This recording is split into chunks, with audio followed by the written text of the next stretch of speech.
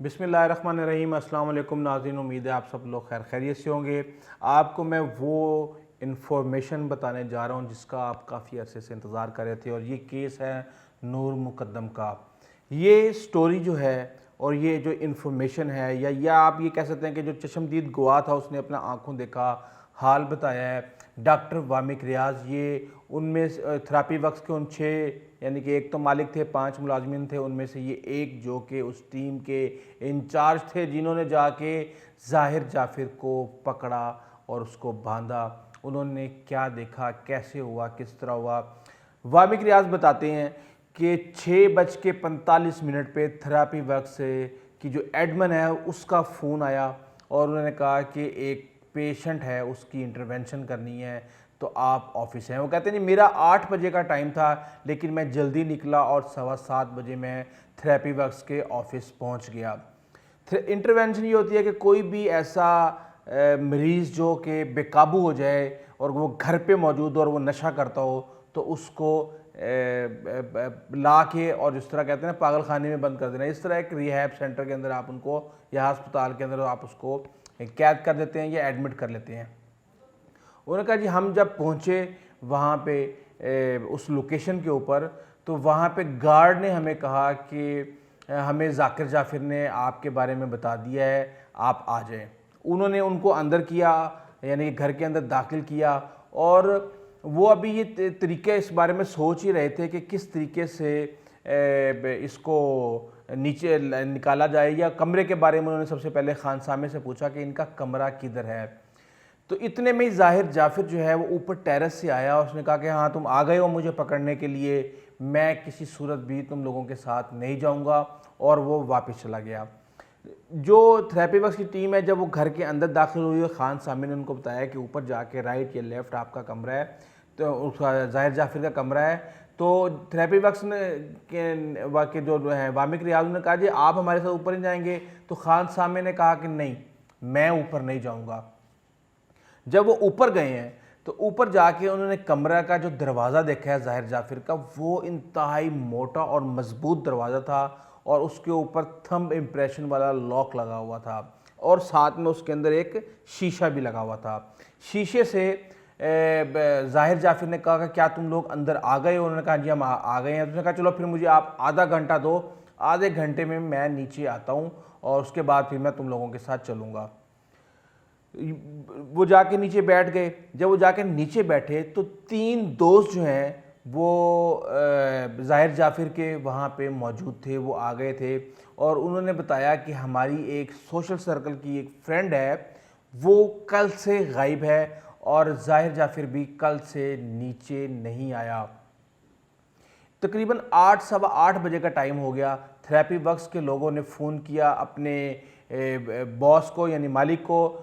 ताहिर ज़हूर को, और ताहिर ज़हूर ने फिर ज़ाकिर जाफिर से बात की और ज़ाकिर जाफिर ने कहा कि कोई भी तरीका इख्तियार करो, इसको यहाँ से ले जाओ, इसको हॉस्पिटल के अंदर एडमिट कर दो। इतने में ही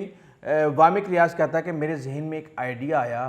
कि ऊपर टेरेस पे जब वो आया था तो इस दरवाज़े को तोड़ने से ज़्यादा आसान तरीका ये होगा कि उस खिड़की से इंटरवेंशन की जाए, और उन्होंने कहा वहाँ पे कि हमें सीढ़ी ला के दें। गार्ड ने कहा कि हमारे घर में सीढ़ी नहीं है, और फिर वो हम साइड से एक सीढ़ी लेके आया, और जब वो सीढ़ी लेके आया तो वो तकरीबन 4 फुट, उसके मुताबिक 4 फुट के करीब वो छोटी थी, लेकिन यह है कि हम 5 लोग थे, उसमें 2 गार्ड थे, एक वकील था, एक वामिक खुद था। तो उन्होंने कहा कि जी हमने पकड़ के 4 लोग ऊपर चढ़े। 4 लोगों में वो बताते हैं कि अमजद सबसे आगे था और वामिक रियाज़ तीसरे नंबर पे थे। जब वो ऊपर चढ़े हैं और सबसे पहले अमजद स्लाइड करके अंदर दाखिल हुआ है और उसके पीछे समीर था, और कहते हैं जैसे ही समीर उसमें गार्ड जो है वो अंदर हुआ और एकदम से वो पीछे हुआ, उसने मुझे भी पीछे किया है, और उसने बताया है कि वो अंदर पिस्टल लेके वहाँ पे बैठा हुआ है बेड के ऊपर। वो कहते हैं हम वहाँ से, हमारी एसओपी है कि हमने जब वहाँ पे पिस्टल हो ख़ास तौर पे, तो हम वहाँ पे इंटरवेंशन नहीं करते, ये एक सेफ्टी रूल्स हैं। तो हम जब वापस जाने लगे तो जो हमारा चौथा साथी यानी अमजद है, उसकी चीखने की आवाज़ आई, اور اس نے کہا کہ میں اس کا پسٹل نہیں چل رہا، میں نے اس کا پسٹل چھین لیا ہے، لیکن اس کے پاس چھری ہے اور یہ مجھے مار دے گا۔ اس کو بچانے کے لیے ہم اندر گئے، اور جب ہم اندر گئے تو ہم نے دیکھا کہ امجد کے یہاں سے خون نکل رہا تھا اور پیٹ سے بھی خون نکل رہا تھا، اور جب ہم اندر گئے اور جا کے ہم نے اس کو پکڑا تو ایک دم سے ہم نے دیکھا کہ وہاں پہ ایک لاش پڑی ہوئی تھی جس کا سر نہیں تھا۔ ڈاکٹر وامق ریاض کے مطابق وہ کہتے ہیں کہ ہمیں ایسے سکتے کے حالت میں آ گئے اور ہمیں سمجھ نہیں آ رہی تھی کہ ہم کیا کریں، اور ہم سے چلا بھی نہیں جا رہا تھا، لیکن بہرحال ہم آگے موو ہوئے اور ہم نے اس کو پکڑ لیا، اور اس کو پکڑنے کے درمیان ہی میری نظر پڑی ایک سر کے اوپر، اور وہ سر کے اوپر یہ تھا کہ بال آئے ہوئے تھے تو وہ سر کے اوپر چہرہ نظر نہیں آیا۔ انہوں نے کہا جی ہم نے اس کو پکڑ لیا، ہمارے پاس رسیاں نہیں تھیں تو اس لیے ہم نے وہاں پہ بیڈ شیٹ سمیت جو بھی چیز ہمیں ملی اس سے ہم نے اس کو باندھ دیا۔ جب ہم نے اس کو باندھا تو اتنے میں امجد جو ہے وہ نیچے گر پڑا، اور ہم نے اس کو کہا کہ ظاہر جعفر کو کہ یہ مر جائے گا اور سیڑھی سے نیچے جانا ممکن نہیں ہے، یہ زخمی کو نیچے لے کے جانا، ہمیں فوری طور پہ بتاؤ کہ چابی کہاں ہے۔ اس نے کہا جی چابی، اس نے کہا وہ سامنے صوفے پہ پڑی ہوئی ہے۔ ہم نے لے کے کھولا تو آگے ایک اور دروازہ تھا، پھر ہم نے اس کی چابی بھی لی اس سے، اور اس کو ہم نے کھول کے ہم نے دلیپ کمار جو کہ لائر تھا اس کو امجد کے ساتھ بھیج دیا کہ وہ جا کے اپنی ٹریٹمنٹ کروائے، اور دو لوگ اس کو پکڑ کے، یعنی ڈاکٹر وامق ریاض اور ان کا ساتھی پکڑ کے اس کو گھسیٹتے ہوئے نیچے والے پورشن میں لے گئے۔ جب وہ اس کو نیچے لے کے جا رہے تھے تو ظاہر جعفر نے معصوم بننے کی کوشش کی، کہ اس نے کہا کہ مجھے کیوں پکڑ رہے تم، وہ تو ایک سیکس ڈال ہے۔ تو وامق ریاض کہتے ہیں کہ میں نے اس کو کہا کہ کیا سیکس ڈال کا خون بھی یعنی بلڈ بھی نکلتا ہے، اور اس کے بعد وہ چپ ہو گیا۔ تھوڑی دیر کے بعد ظاہر جعفر نے پھر کہا کہ میں انسان تو ہوں، مجھے پانی تو پلا دو، اور پھر اس کو پانی پلایا گیا۔